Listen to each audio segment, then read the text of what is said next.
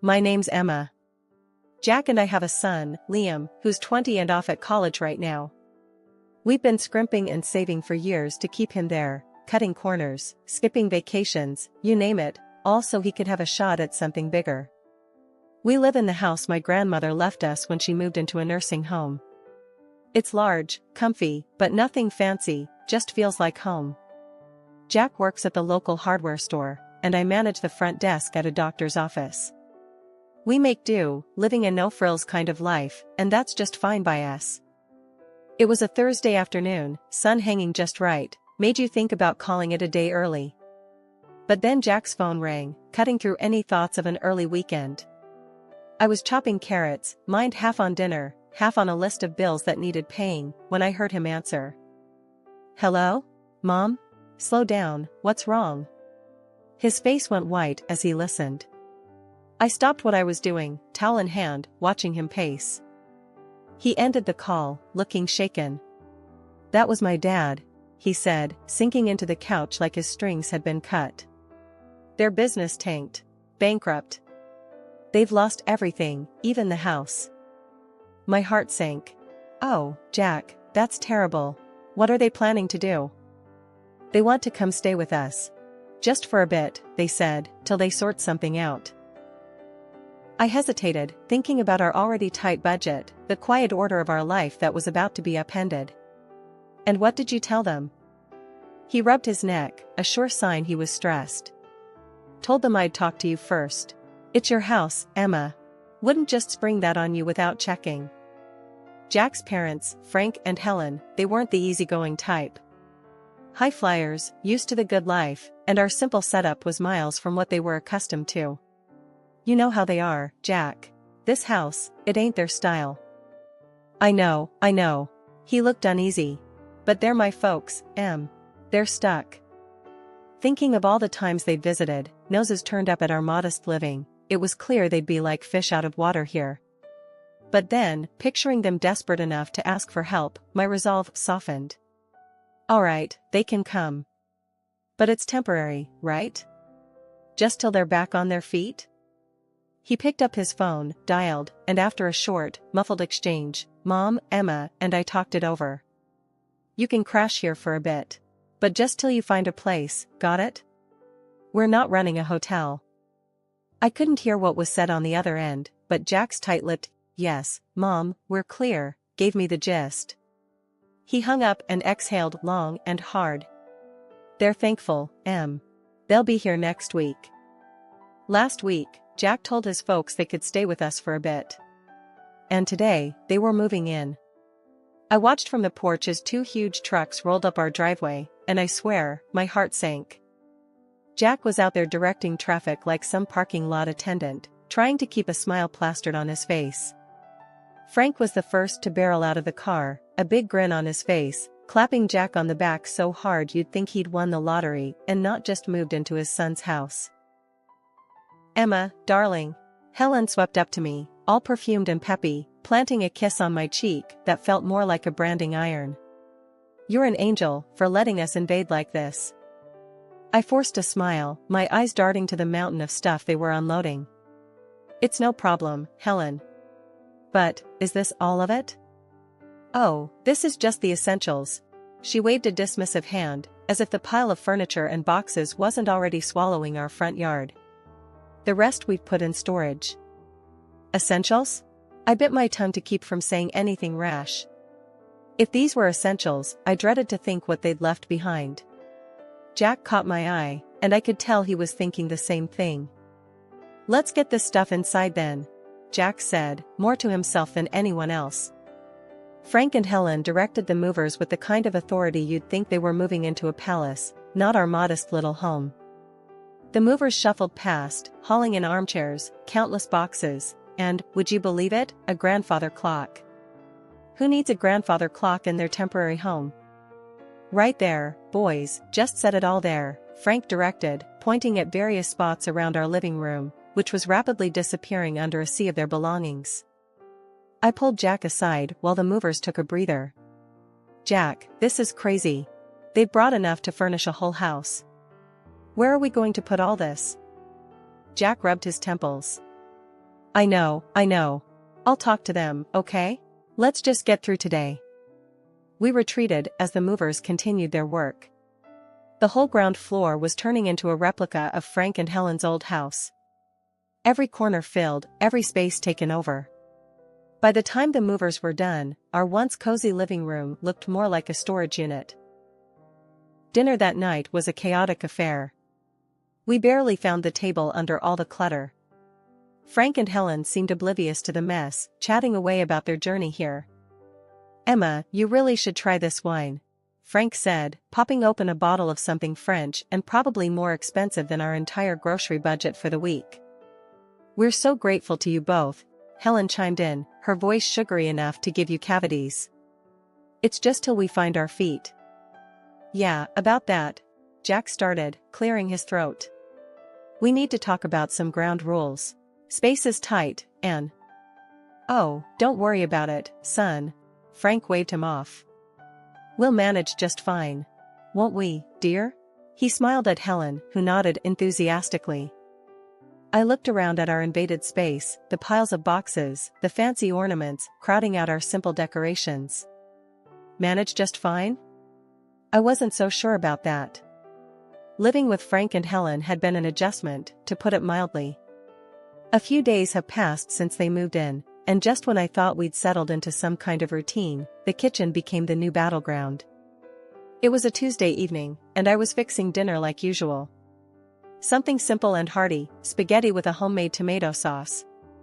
I was stirring the pot when Helen waltzed into the kitchen, her nose wrinkling as if she'd just walked into a barn. "What's that smell?" she asked, her tone dripping with disdain. "It's dinner," I replied, keeping my voice as steady as I could manage. "Spaghetti night." "Spaghetti?" she scoffed, peering over my shoulder. "Where's the meat? The fresh herbs? This is what you feed us?" Jack, hearing the commotion, wandered in, drying his hands on a dish towel. "What's the problem?" His mom turned to him with a look that could curdle milk. "The problem, Jack, is that we're expected to eat this." She gestured at the bubbling pot as if it were a cauldron of poison. I took a deep breath, trying not to let her get to me. "It's what we usually eat. We can't afford steaks and fancy meals every night." Jack stepped between us, his face set in hard lines. "Mom, this is Emma's house, and this is what we eat. If you want something else, you're welcome to cook for yourselves." "Oh, we will," Helen retorted, her eyes narrowing. "And we expect you to provide the groceries we require. We're not used to living like this." I'd had enough. "Look, I'm sorry you're used to different, but this is what we can manage. Our budget doesn't stretch to luxuries." Frank, who'd been silent up till then, chimed in, his voice booming. "Then perhaps you need to reevaluate your budget, young lady. We're not animals to feed on scraps." Jack's jaw clenched. "Dad, that's enough. We're doing the best we can." The room was thick with tension, everyone's shoulders up around their ears. Finally, Helen huffed. "Fine. Tomorrow, we'll give you a list of what we eat. You can make sure it's here." The next day, true to her word, Helen handed me a list. Marbled beef, fresh seafood, organic this, imported that. I looked at the list, my heart sinking. That evening, we sat down with Frank and Helen, the list between us on the kitchen table. "We expect proper meals, steaks from marbled beef or the finest fish," Frank declared, as if it was the most normal request in the world. Jack and I exchanged shocked looks. "We can't swing that," he said, his voice firm but weary. "That's just not in our budget." Their response was swift and harsh. "Lazy, both of you," Helen snapped. "Can't even provide a decent meal." In the end, feeling cornered, I caved to their demands. I started buying only the highest quality products for them, while Jack and I got by on fast food, just to save costs. A month later, I sat down to crunch the numbers, and my heart nearly stopped. Our food expenses had doubled. And to top it off, Helen's daily luxurious baths had sent our water bill through the roof. Dinner had become a battlefield, but tonight was different.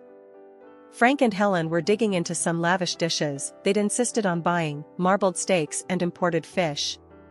Meanwhile, Jack and I sat across from them, our plates filled with the simple pasta we could afford. The disparity wasn't just on our plates, it was drawing a deeper line between us every day. As they savored another bite of their expensive meals, I couldn't hold back any longer. "This has got to stop," I said, the words heavy in the air. Helen looked up, her fork halfway to her mouth. "What are you talking about now? We can't keep living like this. Eating separately, different meals, it's ridiculous. From now on, everyone in this house eats the same. And we're sticking to what we can afford."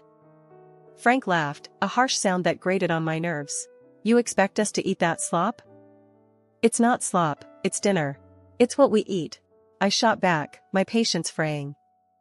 The laughter vanished from Frank's face, replaced by a scowl. Helen chimed in, her tone sharp and accusing. "How can you be so greedy and lazy? Cooking decent food isn't that hard." They both turned to Jack, their expressions full of expectation. "You're going to let her talk to us like this? In your own house?" That was the last straw. Jack's hand slammed down on the table, making the plates jump. "First off, this is Emma's house. And you will treat her with respect." The impact of his words hit hard. Helen's eyes filled with tears, her voice quivering. "I never expected you to raise your voice at me, your own mother." Frank's anger boiled over as he stood, pointing an accusing finger at Jack. "Look at you, henpecked and dancing to her tune. Is this what you've become?" I stood my ground, though my heart was pounding. "Enough. This conversation is over. From today, no more expensive steaks or fish. We eat the same, all of us." Their looks could have frozen the room. For a moment, no one moved, then, without a word, Frank and Helen pushed back from the table and left. Jack and I sat back down, the silence hanging heavy between us. He reached for my hand, squeezing it tight. "I'm sorry it had to come to this." "I am too," I replied, feeling the weight of the evening settle around us. "But it's the right thing. We can't live like this."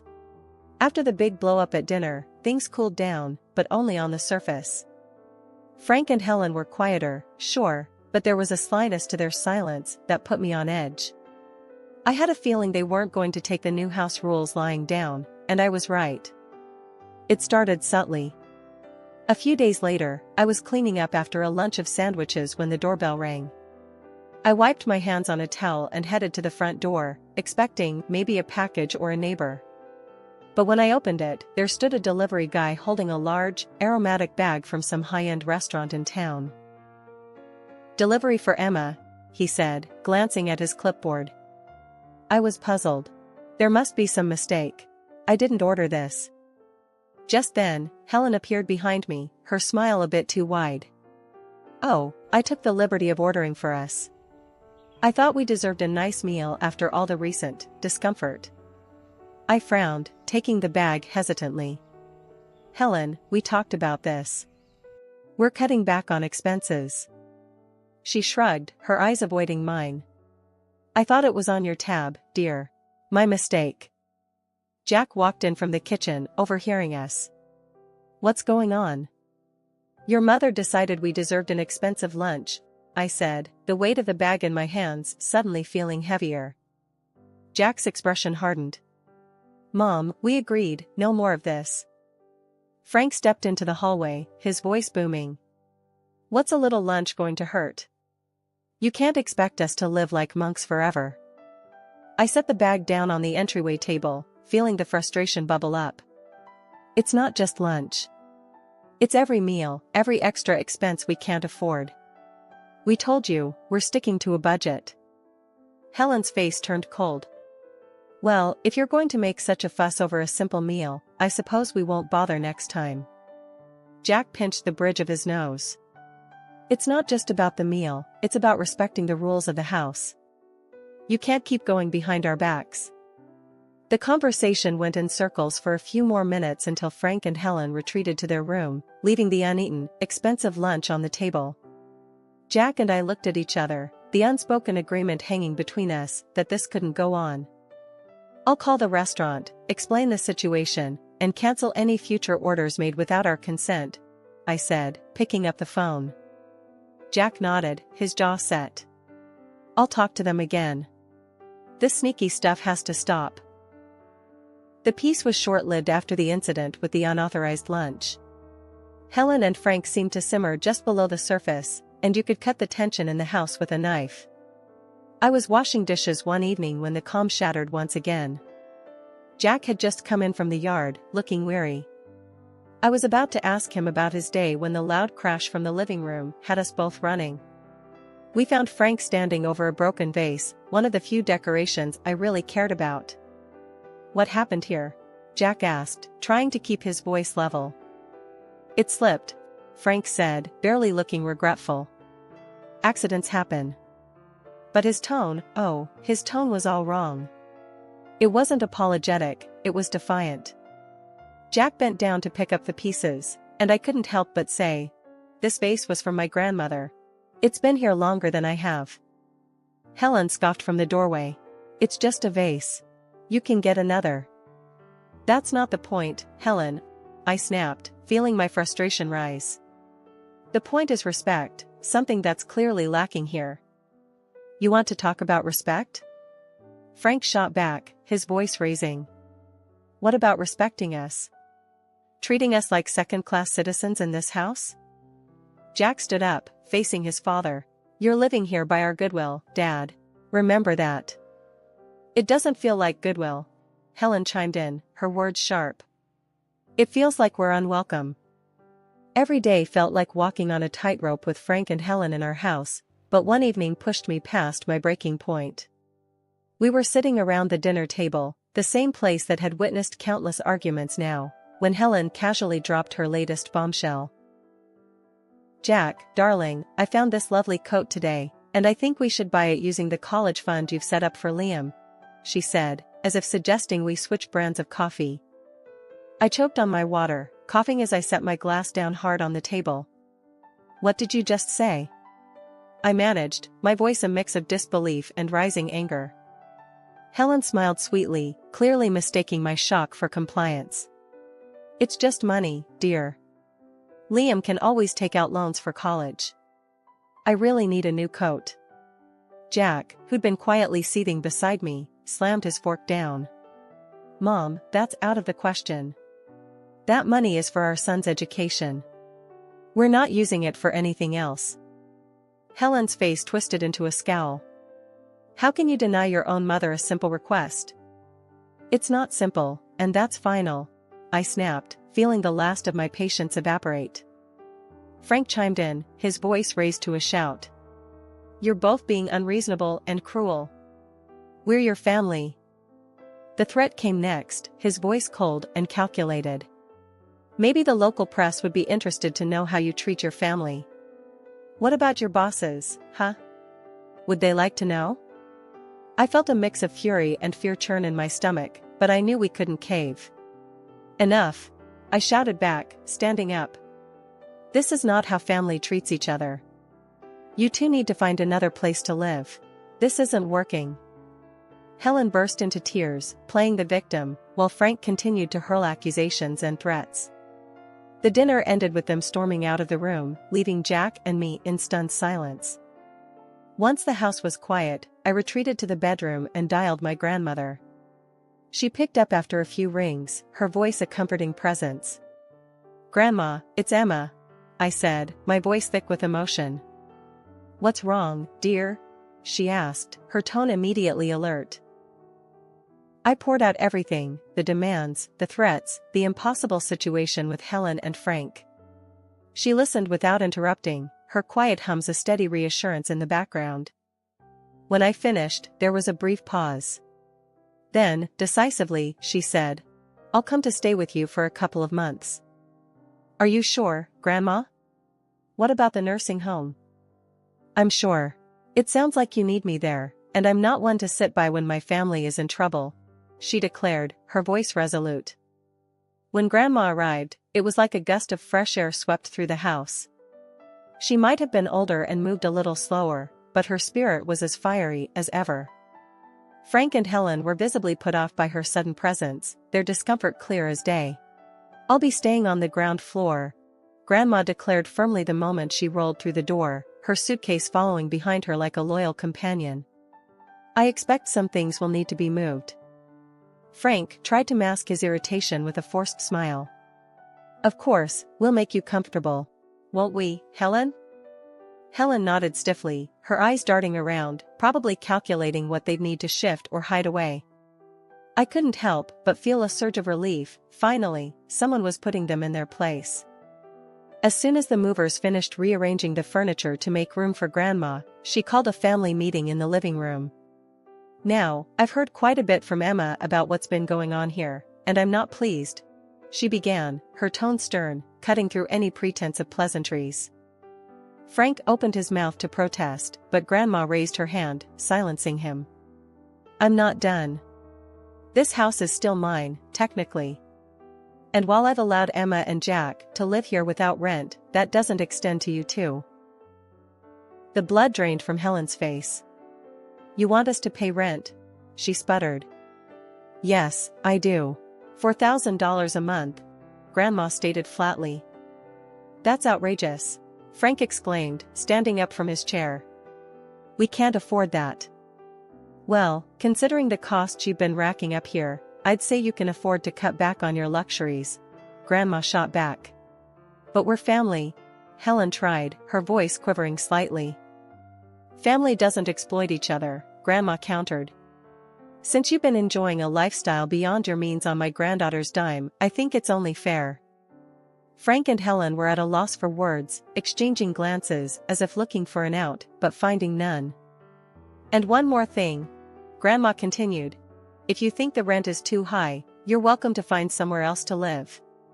Or, if you decide to stay, you'll provide me with daily assistance.